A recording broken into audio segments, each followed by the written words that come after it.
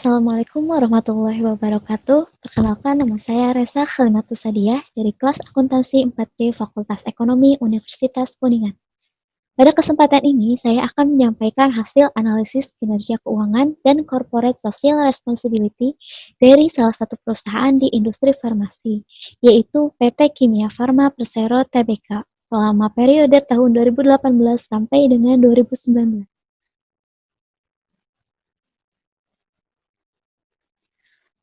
Baik, sebelum saya menjelaskan mengenai hasil analisis, saya akan membacakan sedikit deskripsi dari perusahaan ini terlebih dahulu. PT Kimia Farma mulai beroperasi secara komersial sejak tahun 1917, yang pada saat itu bergerak pada bidang distribusi obat dan bahan baku obat. Namun, baru didirikan secara resmi pada tanggal 16 Agustus 1971 berdasarkan Akta Nomor 18. Kemudian, pada tahun 4 Juli tahun 2001, PT Kimia Farma Persero Tbk kembali mengubah statusnya menjadi perusahaan publik Kimia Farma Persero, sekaligus mencatatkan perusahaannya pada Bursa Efek.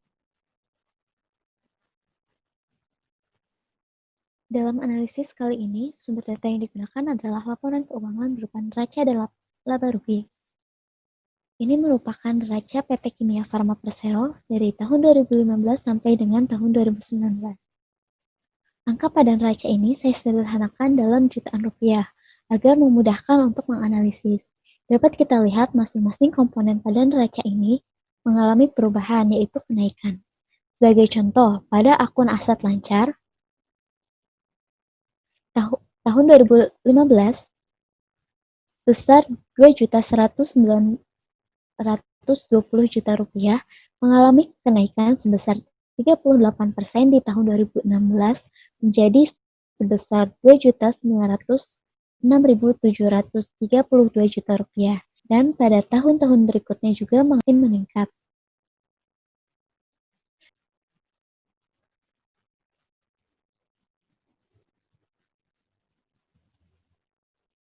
Sama halnya dengan aset tidak lancar yang mengalami kenaikan setiap tahunnya, sehingga jumlah aset keseluruhan dari tahun 2015 sampai dengan tahun 2019 semakin meningkat jumlahnya. Begitu pula pada akun liabilitas dan ekuitas yang mengalami kenaikan setiap tahunnya.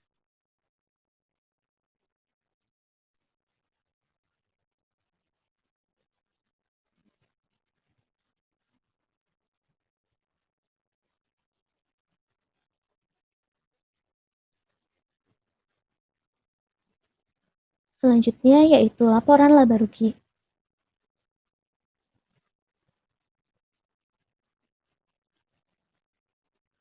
Sama halnya dengan angka pada neraca, angka pada laporan laba rugi juga saya sederhanakan dalam bentuk jutaan rupiah. Terlihat adanya kenaikan maupun penurunan dari setiap komponen pada laporan laba rugi ini. Untuk komponen laba kotor, setiap tahun perusahaan mengalami kenaikan, meskipun kenaikannya masih di bawah 50%.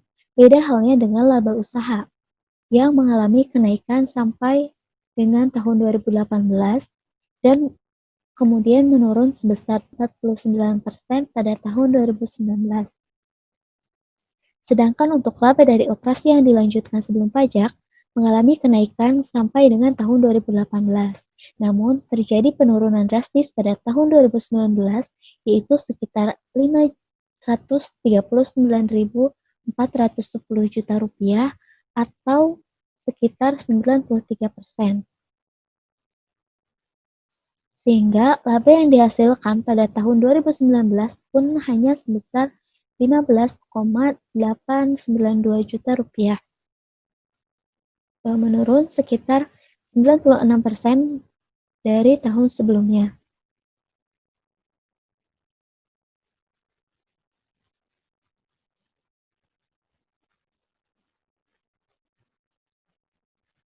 Baik, selanjutnya jenis analisis yang akan saya sampaikan. Yang pertama itu jenis analisis rasio, yang kedua analisis tren, ketiga analisis common size, keempat analisis coupon, kelima analisis projection, dan keenam analisis time series. Juga ada analisis CSR. Yang pertama yaitu analisis rasio. Analisis rasio adalah sebuah analisis yang bertujuan untuk menunjukkan hubungan matematis antara dua kuantitas. Misalnya, karena ada hubungan yang penting antara laba dengan aset yang digunakan untuk menghasilkan laba, maka rasio laba terhadap aset menjadi penting untuk dianalisis. Analisis rasio ini terbagi menjadi 5, yaitu rasio likuiditas, rasio solvabilitas atau leverage, rasio aktivitas, rasio profitabilitas, dan rasio pasar. Namun dalam pembahasan kali ini saya hanya akan menyampaikan 4 rasio tanpa membahas tentang rasio pasar. Ini adalah tabel analisis rasio.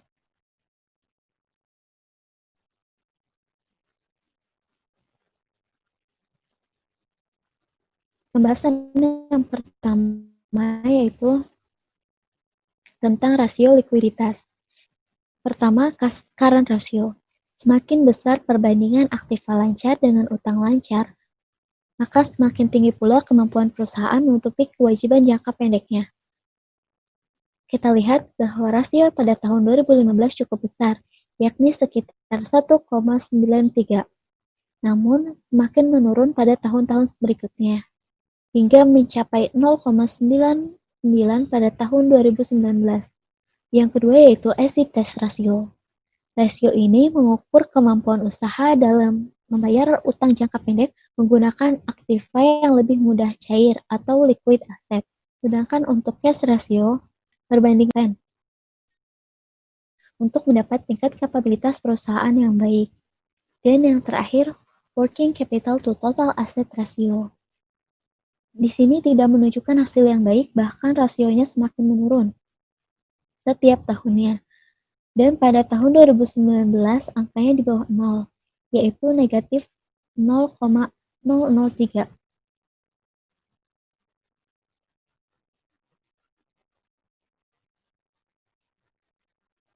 Kapabilitas.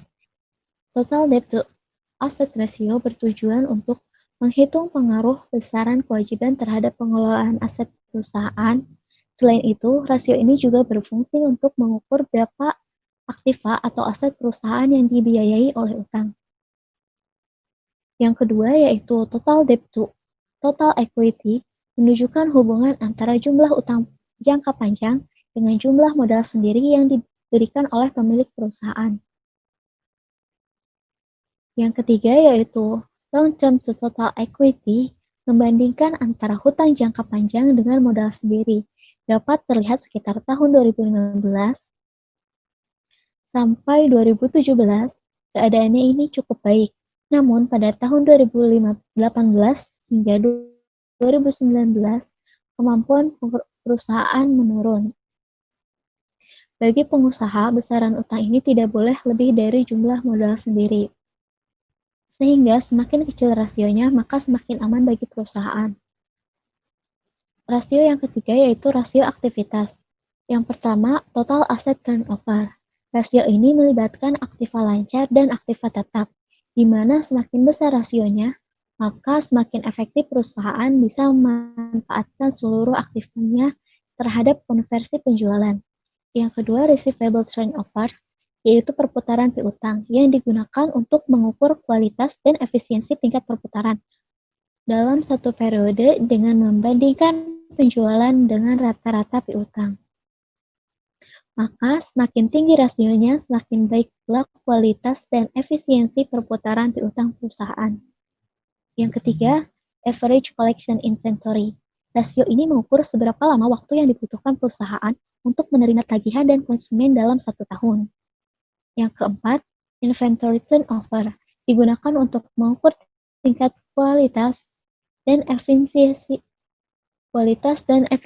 perputaran persediaan perusahaan terhadap penjualan dalam satu periode tertentu. Semakin tinggi rasionya, maka pengelolaan persediaan yang dilakukan oleh perusahaan semakin efisien. Selanjutnya yaitu working capital turnover. Rasio ini mengukur tingkat perputaran modal kerja, yaitu perbandingan antara aktiva lancar dengan hutang lancar terhadap penjualan dalam satu periode.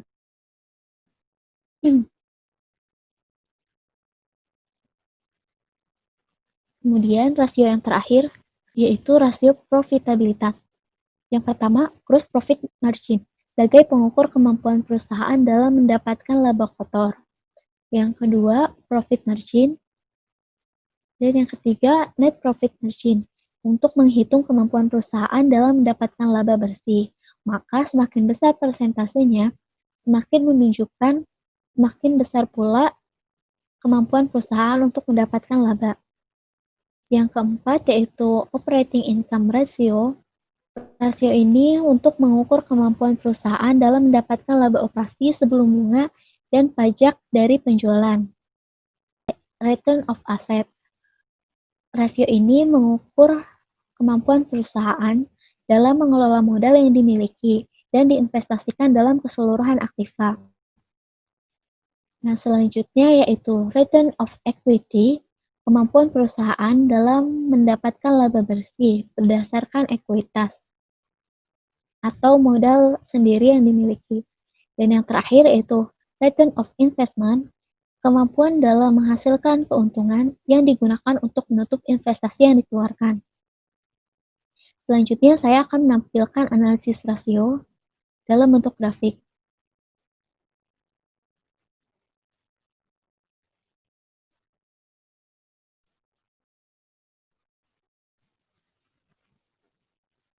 Current ratio, debt to asset ratio, quick asset ratio, debt to equity ratio, dan ini perbandingan hasil hitung. 10 perusahaan dari industri farmasi. Data yang diperoleh untuk industri ini diperoleh dari perhitungan ini. Sedangkan ini untuk grafik operational ratio. Ada total asset turnover ratio, return on asset ratio, return on asset, net profit margin, inventory turnover ratio, return on equity, gross profit margin. Dapat kita lihat posisi rasio perusahaan dibandingkan dengan rasio industri.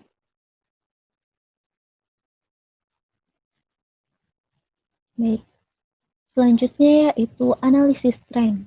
Analisis tren adalah analisis untuk mengetahui perkembangan. Di analisis tren ini, setiap komponen dalam neraca dan laporan laba rugi dibandingkan dengan nominal pada tahun dasar. Dalam analisis tren ini, setiap komponen dalam neraca dan laporan laba rugi dibandingkan dengan nominal pada tahun dasar. Saya menggunakan tahun 2015 sebagai tahun dasar pembanding.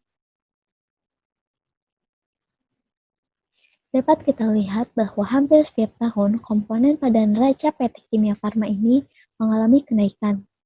Kita lihat lebih lengkap dalam grafik yang sudah saya buat. Analisis tren neraca mengalami kenaikan setiap tahunnya. Begitupun pada jumlah aset tidak lancar, jumlah aset, jumlah liabilitas jangka pendek, jumlah liabilitas jangka panjang, jumlah liabilitas, jumlah ekuitas, jumlah liabilitas, dan jumlah ekuitas. Peningkatan yang sangat signifikan terjadi pada tahun 2018. Selanjutnya di laporan laba rugi, sama dengan laporan neraca, pada laporan laba rugi juga mengalami peningkatan yang cukup baik. Hampir setiap tahunnya mengalami kenaikan. Lebih jelas kita lihat dalam grafik.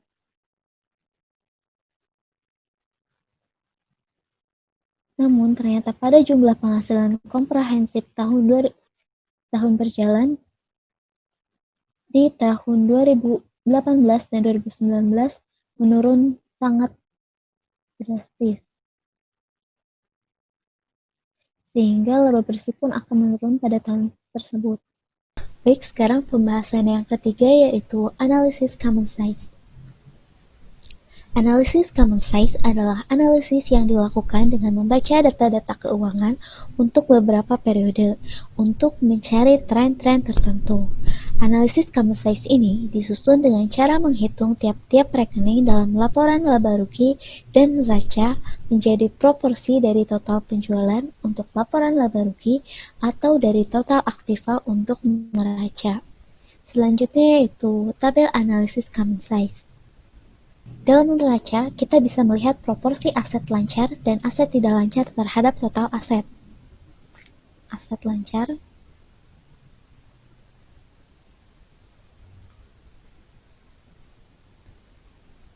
dan aset tidak lancar terhadap total aset atau jumlah aset. Pada tahun 2015, total aset lancar sebesar 65% dari total aset, maka proporsi aset tidak lancar hanya 35% saja. Sedangkan pada liabilitas, total liabilitas dan ekuitas, maka total ekuitas yaitu sekitar 58%. Dapat kita lihat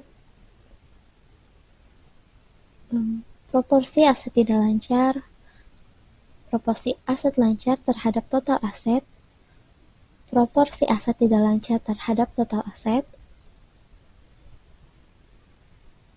proporsi liabilitas, dan proporsi ekuitas.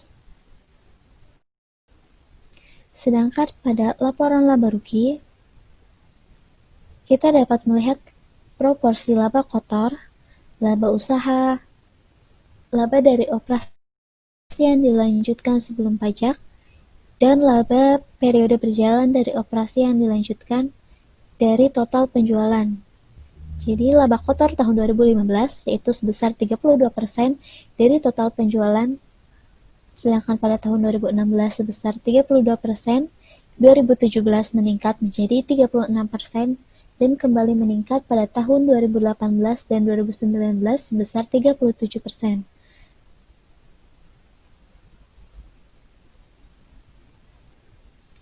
Pembahasan yang keempat yaitu pembahasan analisis DuPont. Analisis DuPont adalah analisis yang mempertajam analisis rasio dengan memisahkan profitabilitas dengan pemanfaatan aset. Analisis DuPont dibagi menjadi dua. Analisis DuPont yang pertama yaitu menghubungkan ROI, Net Profit Margin, dan Asset Turnover. Dan analisis DuPont yang kedua yaitu memasukkan unsur financial leverage atau hutang dengan rumus sebagai berikut. ROS sama dengan ROI dibagi 1 dikurangi total hutang dibagi total aset. Untuk menaikkan ROE dapat dilakukan dengan menaikkan ROI dan atau menaikkan hutang. Pertama-tama, kita menghitung terlebih dahulu net profit margin. Net profit margin ini diperoleh dengan membagi earning after tax dengan penjualan. Setelah diperoleh net profit margin, hitung asset turnover yang diperoleh dengan pembagian antara penjualan dan total aset. Kalikan antara net profit margin dengan asset turnover, maka akan diperoleh nilai ROI.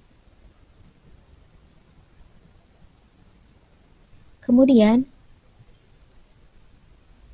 dengan total modal perusahaan. Setelah itu, dibagi dengan stockholders equity. Hal ini dilakukan untuk memperoleh nilai equity multiplier.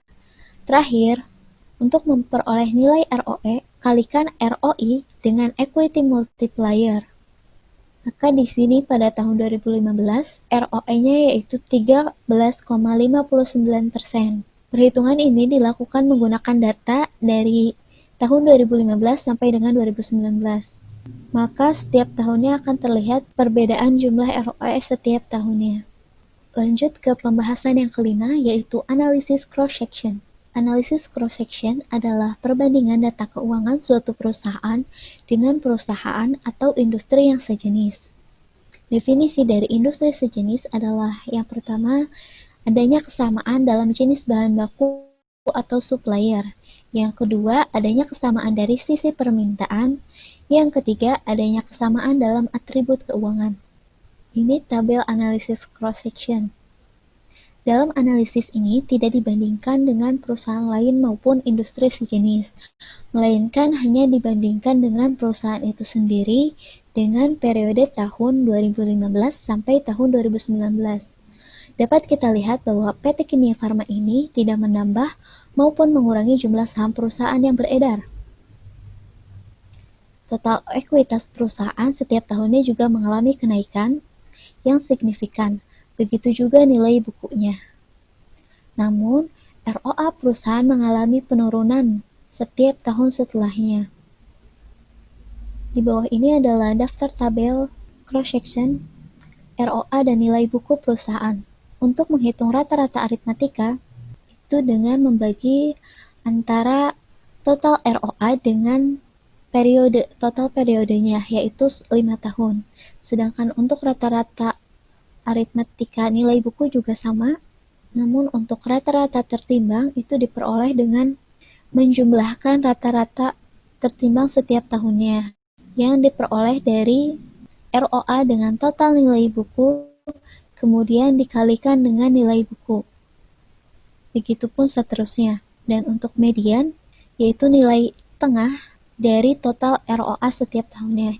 Sama halnya dengan median pada nilai buku. Pembahasan yang keenam, yaitu analisis time series. Analisis time series adalah analisis terhadap data historis untuk melihat tren yang mungkin timbul.